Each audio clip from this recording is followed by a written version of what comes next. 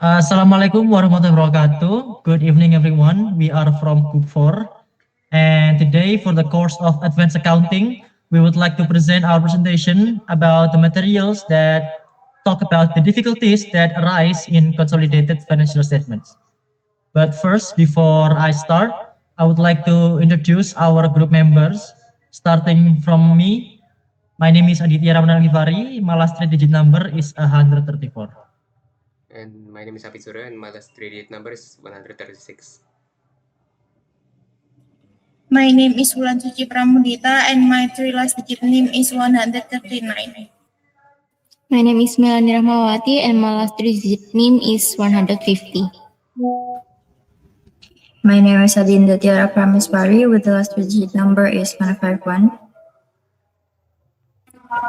My name is Istamal Khairo and my last three-digit name is 156. Okay, so the first one is about the two broad classes of difficulties in consolidated financial statement. The first one is the difficulties in applying the fundamental principles to concrete cases involved in multiple corporate entities that form a single economic or financial unit. And the second one is a general difficulties that usually arise during consolidation, where the exact same principles apply as in single unaffiliated openings. So the unconsolidated financial statement must not create misleading impressions or the conclusions for the reader. Here's a scenario about the parents and subsidiary. The first one is about unrealized profits. Profits from intercompany transaction must be excluded from the parent company's income amount. And for the dividends and actual earnings, if the dividends received from subsidiaries materially exceeds the actual earnings for the fiscal year, full disclosure must be made. And the last but not least is the pre-acquisition dividends. Dividends that are paid from profits accumulated prior to the stock acquisitions are considered return capital, not income. And next, here are we must understand that it's important to know the substance over its form. So the consolidated statements must purely present the subsidiary operations and the financial positions, including its liabilities. And sometimes the effect of minority interest must be also recognized or usually credited for their share of profits or charged for their share of loss. The underlying principles that we must know are exactly the same when some sort of branches are separately incorporated from its subsidiary and the managers represents the minority stockholders. So there's a questions that arise from its consolidated balance sheets. When should companies that are not wholly owned be included or excluded from a consolidated balance sheet? The answer is there is really no simple percentage threshold that dictates the consolidations for all cases. We must understand the key factors for its consideration. The first one would be the percentage of stock ownership. The second one is class or classes of stock owned. The third one is voting control. The fourth one is management control. And the last but not least is about the economic or its intercompany relations within the affiliated group. So the complexities of ownership and control is when voting control sometimes might rest in a small percentage of the total capital stock, etc. For example, like 24% of voting stock versus 75% of non-voting stock. Consolidating solely based from the majority voting control with minority capital ownership might distort the financial pictures. There are some exceptions, however. When a company with less than 50% ownership, it might still warrant a consolidation if the parent company holds management control or its intercompany economic relations require the parent to finance the subsidiary operating losses for the sake of its own business.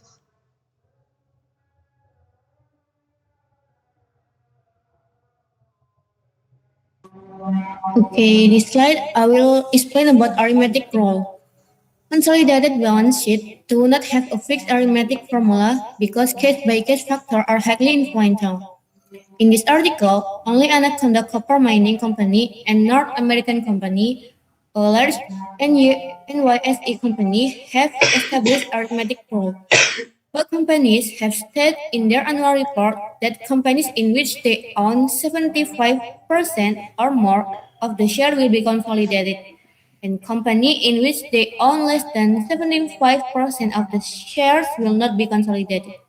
Next slide, please. Okay, now we will explain about the debate on consolidation criteria. Walter S. Tubb article discussed the debate over the criteria for consolidating subsidiaries in financial statement.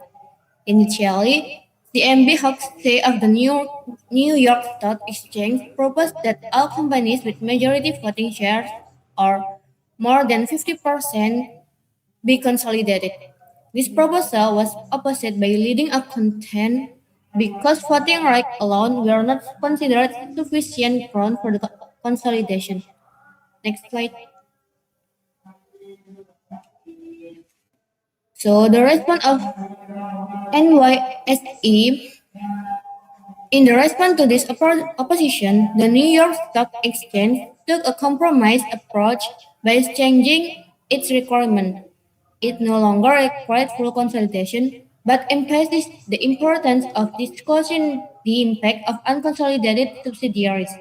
Furthermore, the basis for defining subsidiaries was changed from majority voting share ownership to majority equity share ownership, which included economic right to company profit, not just voting right. Next slide, please.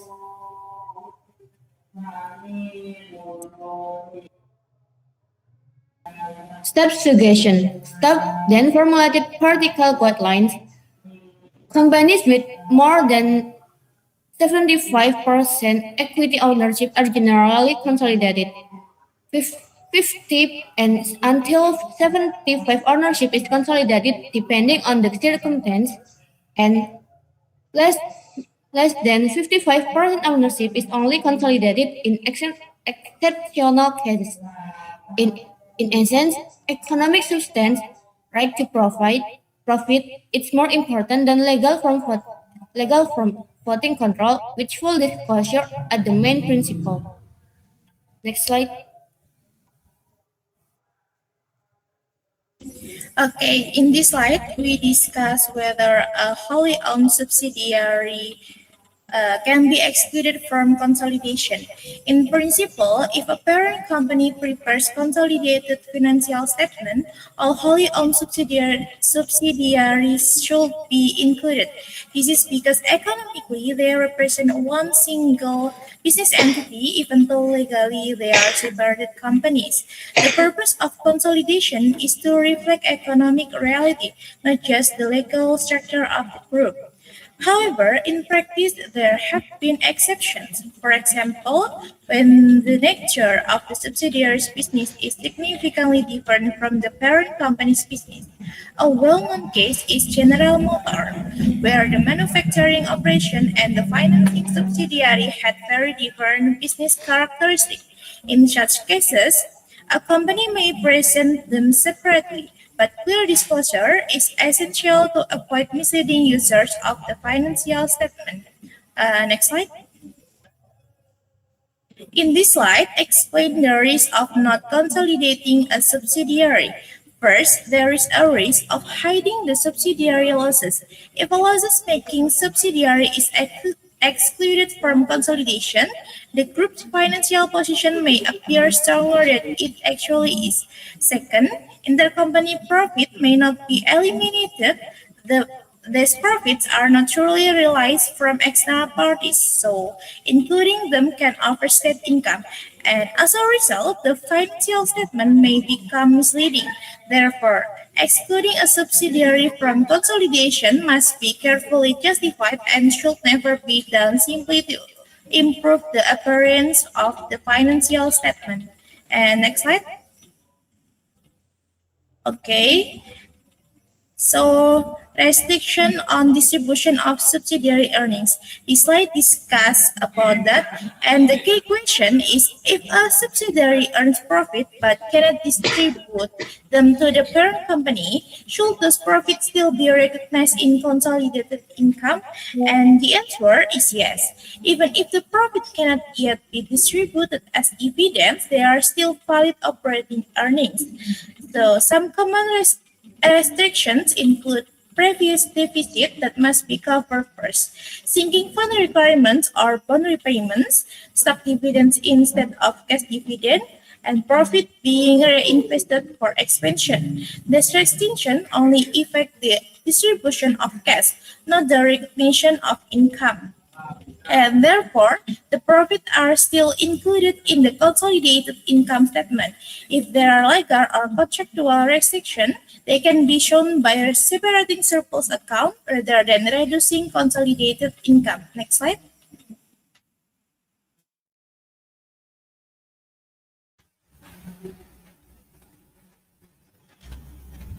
Okay, next I will explain the surplus of subsidiaries at the date of acquisitions. So when a parent company acquires a subsidiary, the subsidiary may already have accumulated profit from previous periods. So this profit cannot be recognized as profit of the group because it was earned before the parent company gained control. Instead, it is considered part of the value of the investment. Only profit generated after the acquisition date can be reported as consolidated profit. For example, if company A buys company B and the company B already had profit before the acquisition, so that profit belongs to the previous owner, not to company A. Next, please. Okay, so next, the consolidating accounts of different fiscal periods. Sometimes the parent company and its subsidiary prepare financial statements at different reporting dates. Consolidation can still be done if the difference is not significant and doesn't affect the overall financial conditions. However, if the difference is too large, the consolidated report may not reflect the true situation because the financial date comes from different time periods. For example, if the parent company reports in December and the subsidiary reports in November, consolidation is still acceptable. But if the subsidiary reports in June, the difference is too different or too large. Next.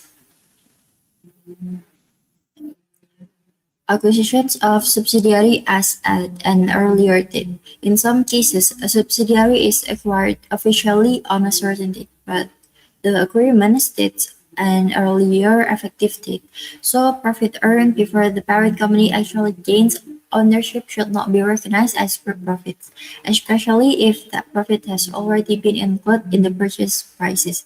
So this ensures that profit is not counted twice. For example, if a company buys a subsidiary in September but the agreement uses July as the effective date, so profit before the ownership should not be treated as a group income.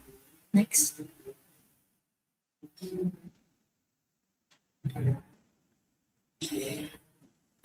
And foreign subsidiaries. For the foreign subsidiaries use different currencies, which creates challenges in consolidations. Their financial statement must be converted into the parent company's currency using exchange rates. So exchange rate changes can affect the reported value of assets, liabilities, and profits. Companies must also consider tax obligation related to foreign income. For example, if there's an Indonesian company owns a subsidiary in the US, so the financial statement in US dollars must be converted into rupiah before consolidation. Next.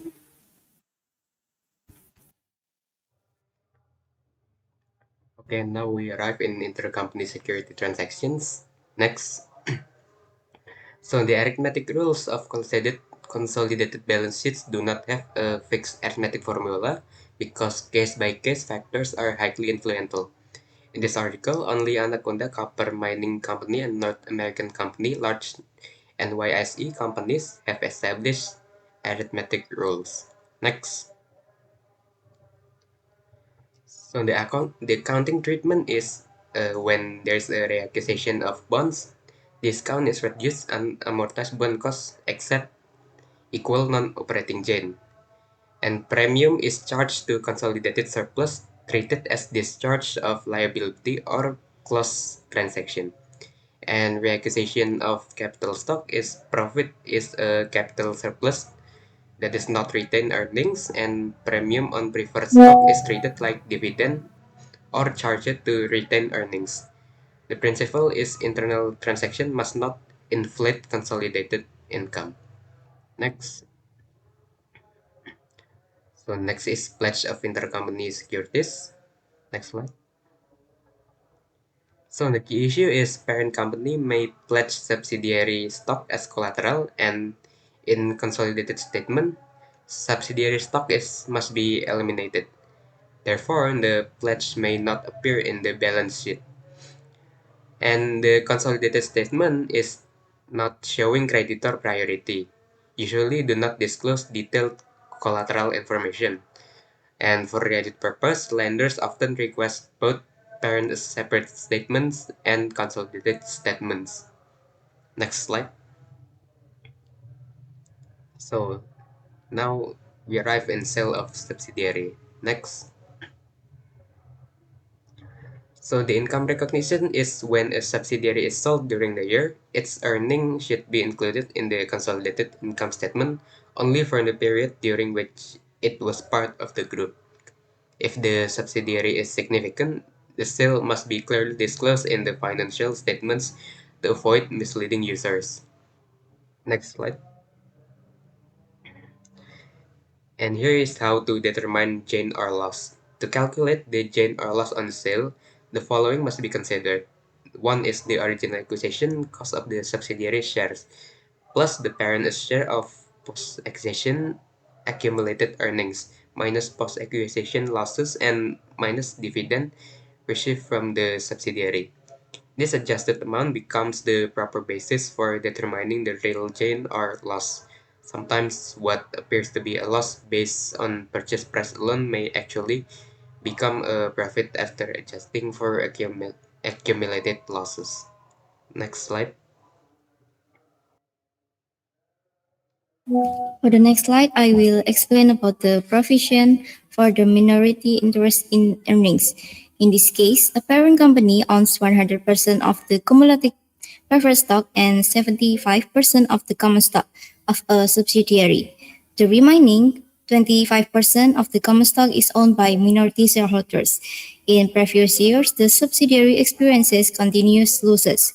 Because of these losses, dividend on the preferred stock were not paid, and this unpaid dividend accumulated. However, in the current year, the subsidiary finally reported a significant profit. This situation raises an important question. Should part of this profit be allocated to the minority shareholders of common stock in the consolidated financial statement?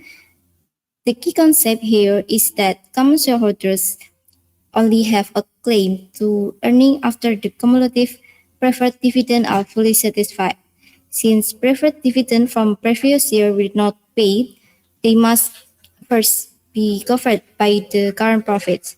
As long as the current earnings are used to cover accumulated preferred dividend, the common shareholders, including the minority shareholders, do not yet have right to those earnings. Therefore, in the consolidated financial statement, no portion of the profit is allocated to minority interest if the profit is only sufficient to satisfy the preferred dividend claim. However, if the amount of cumulated dividend is material enough to affect consolidated income, companies may include a memorandum disclosure note explaining the situation. Next slide, please. Next, I will discuss about intercompany profit in the case of partly owned subsidiaries. When a subsidiary is not fully owned by the parent company, a portion of the profit belongs to minority shareholders. This becomes important when dealing with intercompany transactions, such as sales between companies within the same group. Normally, in consolidated financial statement, intercompany profit must be eliminated to avoid overstating group profit. However, when a subsidiary is partially owned, only the portion of the profit that belong to the parent company ownership shares should be eliminated. This issue most commonly arises in inventory transaction. For example, when companies sell goods to another company within the group, and those goods are still in inventory at the end of the period. If the minority interest is very small, sometimes the adjustment may be ignored because its impact of financial statement is minimal. However, if the minority interest is significant, the adjustment must be made properly. When calculating inventory values, companies must follow the principle of cost or market, whichever is lower. In this context, the market value refers to replacement to cost to the selling affiliate, not the purchasing affiliate, and it must not exceed with estimated selling price. Next slide. And last topic is intercompany inventory profits at the date of acquisition. This situation occurs when two companies that previously trade with each other become affiliated through acquisition. For example, Company A acquires Company B. At the acquisition date, Company B still holds inventory purchased from Company A for $100,000, which include $20,000 profit earned by Company A. Before the acquisition, this profit was considered fully realized because the sale was made between independent companies. However, after the acquisition, both companies are now part of the same economic group. If the inventory is recorded at the $100,000 in the opening consolidated balance sheet, the $20,000 intercompany profit remain embedded in inventory value. Later, when the goods are sold, the profit elimination process will cause consolidated income to be understated by $20,000. Therefore, the intercompany profit should be addressed at the date acquisition. There are two possible accounting treatments. The first approach is to deduct the $20,000 profit from Company A's returned earning at the acquisition date. And the second approach is to treat the $20,000 as part of the acquisition cost, which can be recognized as goodwill or another intangible asset. Although the first approach is considered more conservative, and the second approach is often seen as more reflective of the company reality, because the return of goods is essentially part of the cost of acquiring the subsidiaries. And a slide, please.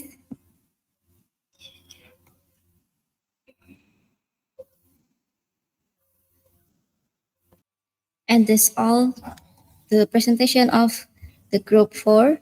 Thank you for the opportunity. Wassalamualaikum warahmatullahi wabarakatuh.